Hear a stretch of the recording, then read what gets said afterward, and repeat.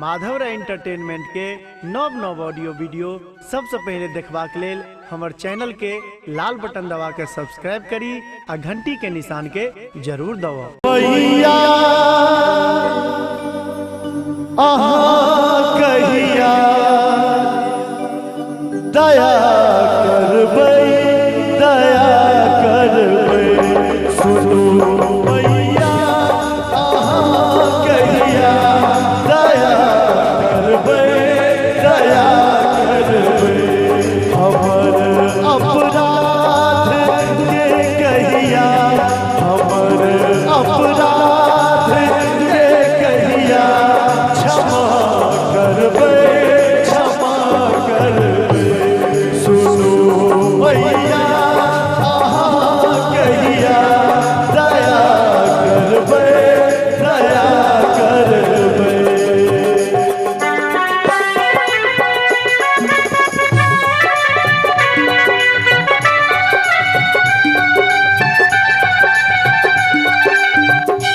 क्या बात है, क्या बात है।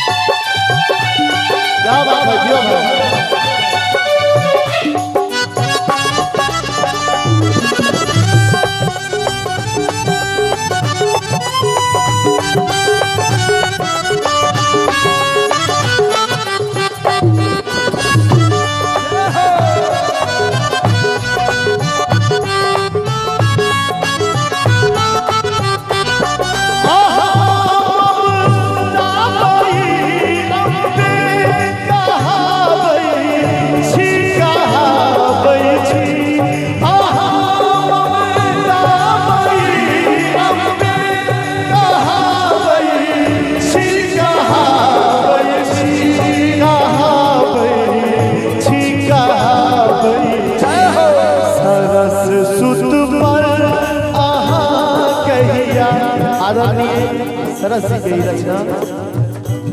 सरस सुत पर अहाँ कहिया नजर फेरबै सुनू भैया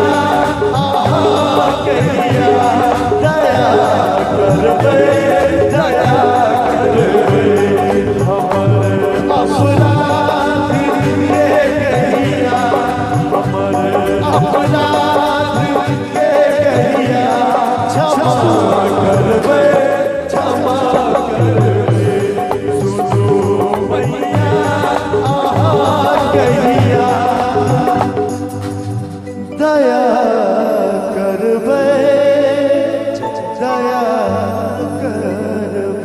बोल दुर्गा